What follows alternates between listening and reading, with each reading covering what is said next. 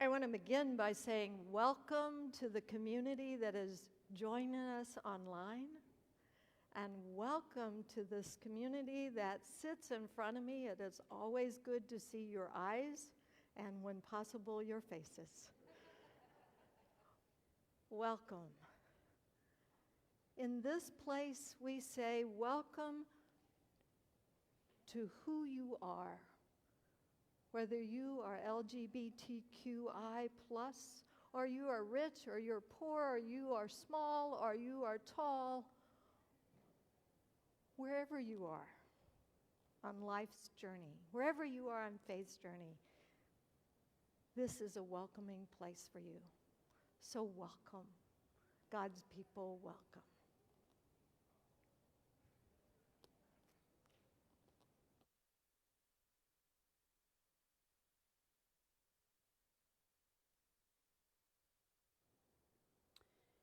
There is good news for the unemployed, the underemployed, and all those who has no roof over their heads. Now is the acceptable time. This is the day of salvation.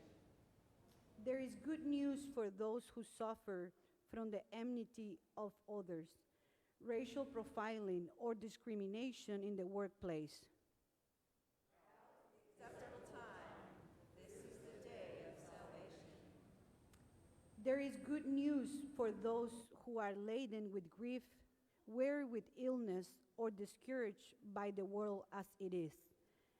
Now is the acceptable time. This is the day of salvation. Good morning, church. Let's go ahead and join together and stand as we're able. Sing our opening song, My Life Flows On, an Endless Song. You're welcome to open your hymnal if you'd like to 476, and or the words will be on the screen. Let us sing.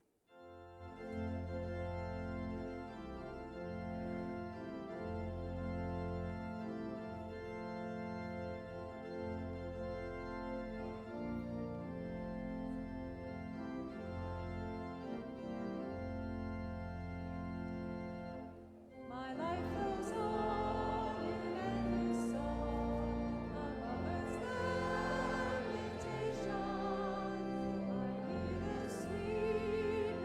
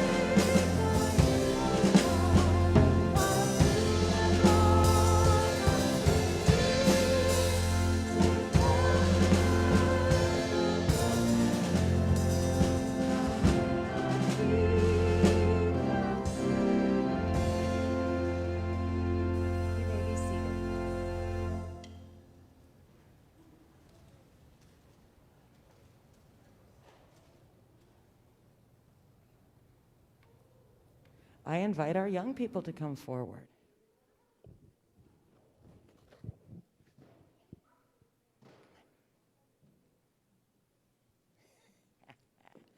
Good morning. Come on, close. Come on, right here. Sit over here. All right, come on, let's go close. All right, I brought some stuff today. Tell me what's in my bag. What do I have here? Secret agent stuff? Medicine. I got some Band-Aids and some vitamins and it's the tape you put on. Sit down. Go on, sit down. When you have like owies. Yeah, it's medical wrap, very good. And I got, when you have itchies and you put medicine on, it makes the itchies stop. Right there, exactly. And everyone gets bug bites. And everyone put the itchy stuff on your skin. You need that. Where did I get all this stuff? Where do you think I got this? The doctor's office. Wait. Hospital. If you go in your house, are you going to find some stuff like this? Yeah. Band-Aids and itchy cream. When me and my mom have this emergency basket. In your emergency basket. So we can find this stuff in our house really easy too, huh? And if we're out of it, we can go to the store. But do you know there's places around the world that they don't have it this easy? They don't have places in their stores. I actually went once on a mission trip. What? My family has Band-Aids that have pictures on them, Frozen 2, Paw Patrol. So, yeah. So we have Band-Aids all over. We got really cool pictures on them when you get owies. But there are places around the world that don't have this kind of stuff. And one time I went on a mission trip to China, and they said, if you have any medical supplies to share, please bring them. And let's see, has anyone out here ever maybe been on a trip where they brought medical supplies or food to people, or they donated for a trip that they were going on? All over. So you know what? As you're growing up, and you find opportunities to help people and to help bring them food and supplies, let's try and do that, okay? Let's look for opportunities to do that. Like if you broke your leg, Like if you broke... medical wrap will help it stay together. If you broke your leg, the medical wrap can... And can people all over break their legs? All over the world. We're all humans. We all have that. So you know what? Let's continue to look for opportunities to help people and to share. And let's send some prayers their way. So everyone reach on the basket. Everyone touch the basket. Joaquin, get in. Everyone touch the basket. And we're giving good thoughts to all people to help bring medical supplies and to help everyone have good health. Okay, so let's take a minute. Let's be quiet. Let's take a prayer. Shh, shh, shh. Gracious God, thank you for our blessings. Thank you for the Band-Aids with Frozen on them that we can love and have. And thank you for our ability to share with other people, so that there are health and medical supplies all over the world. All right, can we say amen? Say it with me. Amen. All right, let's go to our class. The bag got stuck. Okay, let's go. Okay. There you go. Meet Marcy up there, guys.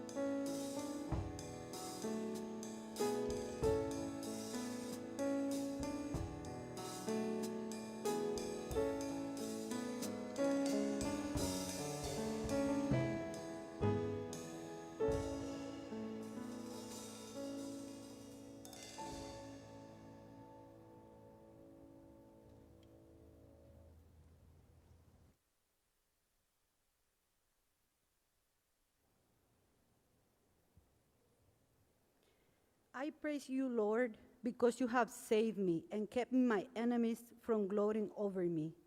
I cried to you for help, O Lord my God, and you healed me. You kept me from the grave. I was on my way to the depths below, but you restored my life. Sing praise to the Lord, all God's faithful people. Remember what the Holy One has done and give God thanks.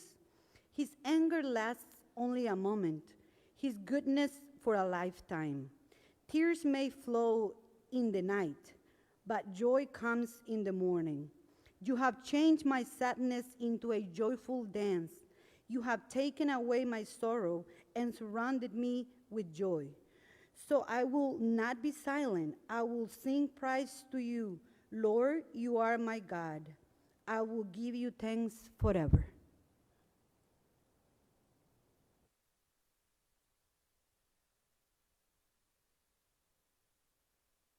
Phrase. Oh, hello. Can you hear me now? I learned a new phrase in reading this week, Dr. Paul Farmer. A phrase often used in Haiti and the Haitian Creole dialect. The Haitian Creole language has it somewhat like this: Mauvais nouvelle m'en pour sacher. It describes bad news that requires a chair.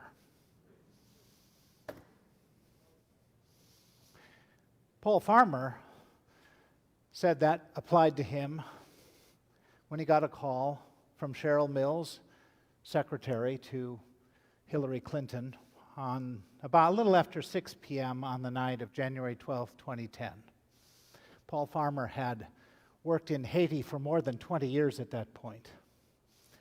And this was the evening of that terrible earthquake that affected Port-au-Prince.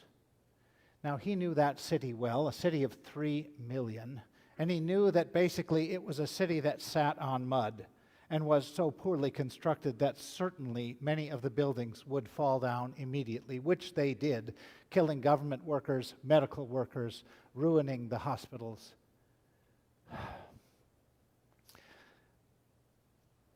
I'm sure that also was the kind of news that was received by Shonda Chappelle when she learned of her son's death this week, Karim Nikui, and 10 other Marines and an Army soldier and a Navy corpsman, all of those families grieving this week. Bad news that requires a chair. And so many Afghans who also had to sit to take it all in. It was not something that you are unfamiliar with, I'm sure, in this congregation. Whenever it is that you know that an ambulance is rushing to the hospital and you cannot follow it, and it contains someone you love. Or you hear about someone in your family that lost their job, and they have children to support, or they invested everything in a restaurant that then had to close because of COVID. Or maybe they were burned out of their home by a wildfire, or some neighborhood where you used to live is destroyed by fire. We've all had that. I think about what I just read as a woman, a mother of a 2-month-old child. She was looking through the window of the hospital at this child struggling for breath, 2 months old. It was on a ventilator, and the doctors were doing everything they could to bring it to full functioning, and then they had to intubate this 2-month-old child in New Orleans. She looked over, and she couldn't do anything. What could I have done differently, she asked. And this in New Orleans, where even today, a storm of Hurricane Force 4 is bearing down on New Orleans exactly 16 years after Katrina had torn through that same town. It's the same level storm heading through the same city. That's news that demands a chair. When Paul Farmer, on Labor Day after Katrina, tried to talk to folks in the U.S. about that storm, he said, I understand. You see what it's like for natural disaster to ruin a place. But why were you not aware that a year earlier, in the city of Gonaïves, which is 60 miles north of Port-au-Prince, in Haiti on the western coast, Tropical Storm Jean went through and 2,000 people died. All the bridges had been washed out, and the government said they could not get there. This is Lot Beau Latem. This is on the other side of the river, is what they call it.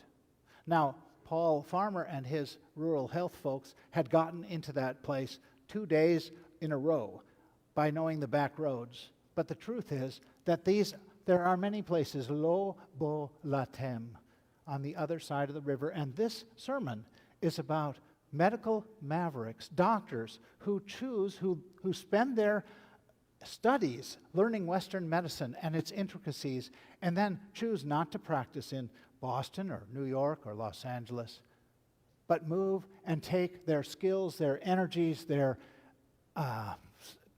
resources, their aptitude to places on the other side of the river.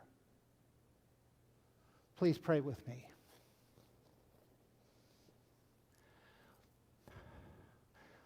Lord, there are things that come to us that just cause us to raise up our hands and say, I don't know.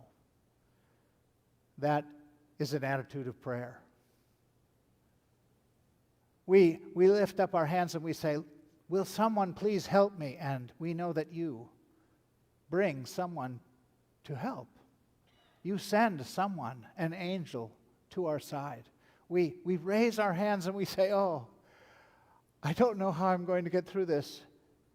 And you bless the question. You don't give an answer. You just bless the question and accompany us through the worst times into better times. And for that, we all give thanks. Amen. You know, when I thought about this sermon, the first thing that came to mind was Albert Schweitzer. I had studied Albert Schweitzer in high school. I'd read that book, Out of My Life and Thought, published a long time ago. But this guy was amazing. I mean, he was a musician and a performer and an organ works of Bach, and published wonderful things about Bach. And then next thing you know, he was a child of a pastor, so he was a musician in a church. Tina, you can try this. Then he studied theology, and he published works in theology that have affected this congregation. One of them, The Quest for the Historical Jesus, published 1906. That's more than 100 years ago. That's the basis for what Borg and Crossan and all those people that look behind the Jesus of the Scriptures to the Jesus of Palestine read. The Quest for the Historical Jesus was published by Albert Schweitzer. Groundbreaking work. But that wasn't all, because Albert Schweitzer also found out that the evangelist missions of Paris needed a doctor in the far Central African, equatorial Africa. And so what he did was, he said, okay, I'll study medicine. Because I've already studied music and published Bach and studied theology and published a groundbreaking work. Why don't I just study medicine? He picked it up, got ready to go. He didn't want to interview with the missions committee, because the truth is they wouldn't have passed him with his theology. But he didn't interview. He just said, I got my stethoscope. I'm ready to go. And they sent him. And he's known for that work in Lambaréné, which is, not far from Congo, just in Gabon. It's still there. The clinic he spent decades at. And I admired him so much. Albert Schweitzer, what a hero. So then I do a little research. Albert Schweitzer's clinic followed the sort of Western mission strategy that so many of us bought into in the 1920s and 30s. The West had the answers, and Africa was in need. And he would, in fact, consider his African brothers to be junior brothers, junior partners. He thought, this clinic is good enough to heal some of them. And I thought, oh, that's not the model I'm looking for. It's not at all the model of Paul Farmer, the person I finally settled on. Dr. Paul Farmer, the Partners in Health organization that he founded, along with Dr. Jim Young Kim and Dr. Louise Evers and others. Amazing. These folks make a different statement. They create thousands of jobs in rural areas where urban planners can't plan. They go in there and they say, how can I help people to provide health care to one another? How can I build resilience in this community so that even if the bridge washes out, they're able to deal with the situation that they have? Where are the inner strengths that we can provide? And yeah, sometimes we have to provide medicines and antibiotics and sometimes Band-Aids. Sometimes they don't have those things. But first, how can I build the things in those communities that change those people's lives? That's what they did. In Haiti, in Rwanda, in Peru, in other countries, They even treat hard-to-treat diseases, multiply drug-resistant tuberculosis. He said, we can make this happen in Peru, in the Russian prisons. He said, that vial costs $29 at the Boston Medical Center where I work, but can't we get the drug company to sell it to us for $1? And sure enough, they did. And that's why it became possible to treat even difficult diseases through this doctor. I heard about the earthquake in Haiti this week. Recently, I think it was August 14th, so not quite this week. 7.2 down on the southwest coast. Same country, never as prepared, still not prepared for an earthquake like that. Who is? But there was an American tourist couple, and they were down there, and they were just, southwest Haiti's beautiful, they're driving along late in the day, and they see the bay, Le Quai it's called, beautiful city, looks out over the water. Let's stay here overnight. So they stayed in a hospital, and they got up in the morning, got ready to go, packed all their things, and as they were just about to leave their room, the earth shook something terrible. And they had their stuff, they ran out of the building, but right as they were exiting the building, the staircase that led to the hotel collapsed, and it crushed the woman's foot. And her husband dragged her out to the street, and they tried to flag down a car to get to a hospital because she was in pain. And some local Haitian person came up, pulled up, put them in the car, and drove them to the hospital. They said, oh, thank you so much. I'm so glad you stopped. And the Haitian person said, in Haiti, we have no one but each other. We have no one but each other. That's the principle that delivers health to places that are hopeless. We don't have anybody but each other. Even those of us who respond with dollars instead of, please don't fly to Haiti and take care of that earthquake. They don't need you there. But they do need medicines, they need generators, they need blankets. Please, those of us who do this want to find a way to let people who are there help one another, because we need to teach people how to help one another in the places of need. And we do that. In Week of Compassion in Church World Service, they send aid to the church that is local, whether that church is in Jordan or in Joplin, Missouri. And they say, what do you need to help your neighbors? Can we help with that? I'm not the only pastor in the disciples. I'm not the only pastor I know who's gotten a call from Week of Compassion when I was up in Vallejo, and they said, I know that flood came through. What can we do to help your church, to help the people near you? And yes, we had some folks in trailer homes that were flooded out, and yes, we were able to help them. Small things. But I didn't want Church of the Foothills to fly up to Vallejo, but I received the gifts you gave. Because we need to teach people how to help one another. That's the principle. These people who are medical professionals, who operate on this strict scientific method, they're really good at that, but every once in a while they know, all of them, that they have to let the knowledge get roots into the soil of the earth and touch real people. I have a sister-in-law in Milwaukee, and for years and years she's been studying lungs. She's a pulmonologist, does research, applies for research grants. But she never tells me about the grants she applies for, the research she does.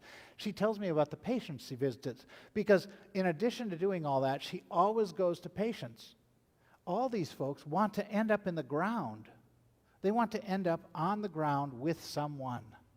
And they do that. Did you know even Marie Curie, you know, who was the radiologist, studied radioactive isotopes and how they affect neoplasms? That's basically the precursor of cancer radiation treatment.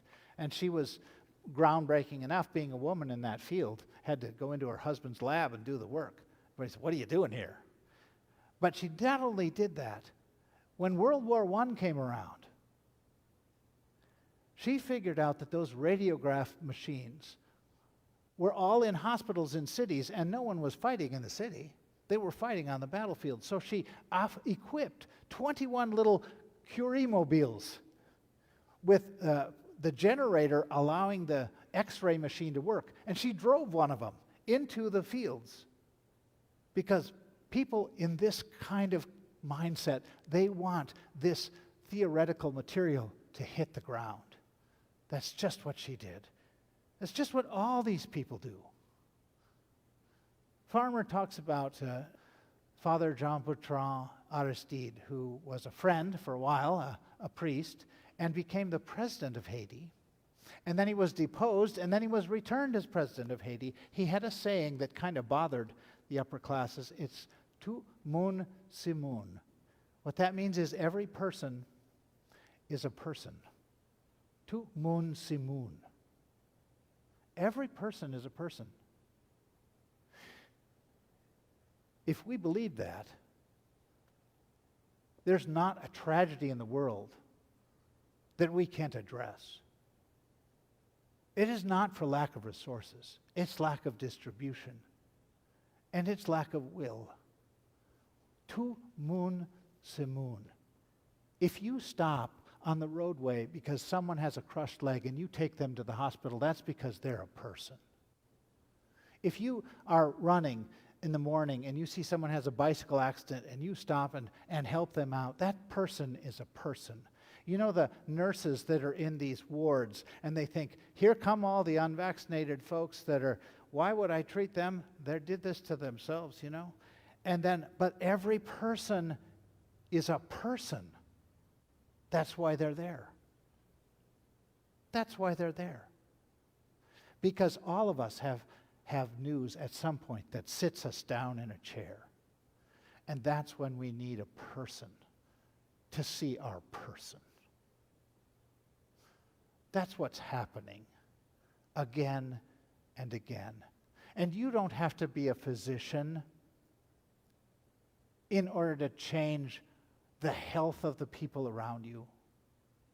We do that when we invite the Family Promise folks to have a roof over their heads and a warm meal, because what else can you do? They're a person, and they're trying to make it without even knowing where they're going to sleep tonight.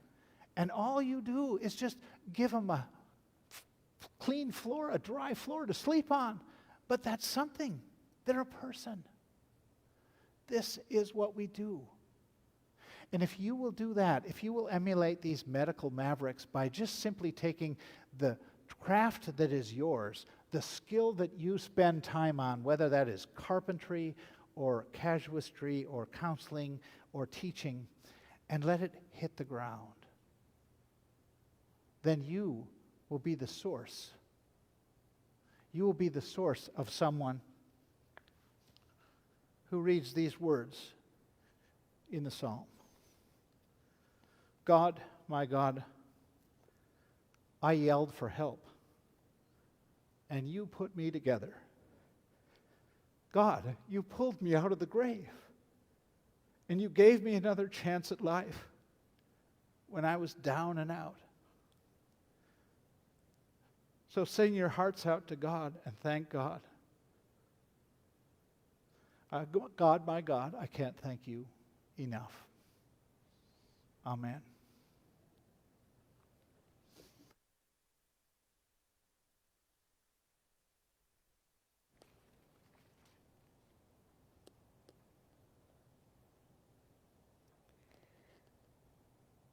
I come to this table knowing there are things that some of you carry on your hearts. I'm aware that Lorinda is thinking of Jim in the hospital, that Doug is aware of his nephew, Chad, who got news of a cancer diagnosis. I'm aware that Attell had great joy this week with good news that came to her. You can talk with her about that afterwards. God's healing comes in many ways. Bird songs, bringing harmony to the morning silence. A person who listens. The offerings of creation. Reassuring words from a doctor. A paramedic that responds to a need, or perhaps a taxi driver. Person in a car. Someone daring to cross the boundary of anger and frustration to seek renewed relationship. A law that's passed that moves towards just action. Another's prayer lifted up on our behalf or the behalf of someone we love. God's healing comes in many ways. And this morning, I want to invite us to lean into God's healing presence during a quiet time of music and images as we sit with hopes for healing for ourselves, for a beloved family member, a friend, this world. So let us lean into God's presence.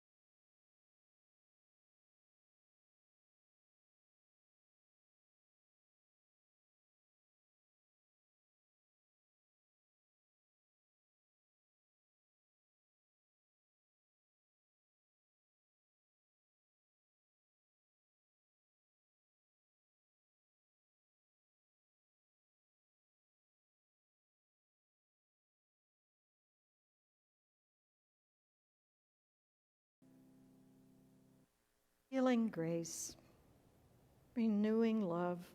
We welcome everything that comes to us today that makes for our healing and the health-giving renewal of this world. We welcome from your holy love thoughts, feelings, persons, situations, conditions which guide us toward healing. God, we release those things inside of us that hold us back, and we open ourselves to your healing presence as we join in the Lord's Prayer together. Our Abba, Imma, who is in heaven, uphold the holiness of your name. Bring in your kingdom, so that your will is done on earth as is done in heaven. Give us the daily bread we need for today. Forgive us for the ways we have wronged you, just as we also forgive those who have wronged us. And lead us away from temptation, and rescue us from evil. For yours is the kingdom, power, and glory forever. Amen.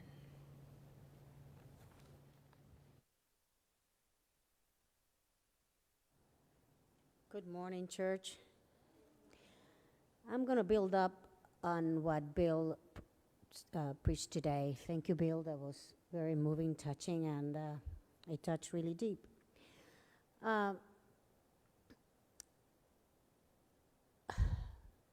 Now I forgot what my lead-on sentence was. This time of year, it's a dreaded time of year for anyone who lives on the coast. In the Caribbean, earthquakes, hurricanes, the West Coast, fires, and so on. Bill talked about seeing other people, helping other people, being the ones who help. Well, this congregation is very generous. And tomorrow night, a small group of people is going to meet to distribute $10,000. Boy, that sounds like a lot. But after what you heard in the sermon and what you read in the papers and the hurricane that is coming tonight and the more fires that are come, and it's just a drop in the bucket. But it's a drop. So we're going to figure out how we're going to distribute those $10,000 into different organizations that need the help. So when you ask yourself, what can I do? I know you ask yourselves very often when you see these tragedies happening. Think of this church and the church in general, that when a tragedy happens, the people on the ground receive a phone call that says, how can we help you help yourself?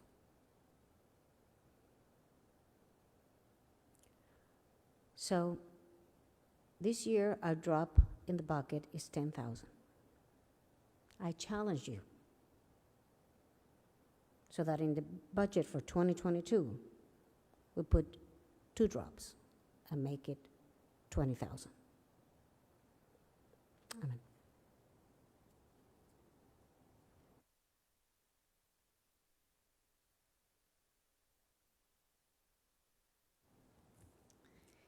I'm going to invite you to pick up your hymnal to page 475. God's Eye is on the Sparrow. Once again, as we are able, let's join together, rise and sing, raising our voices in song.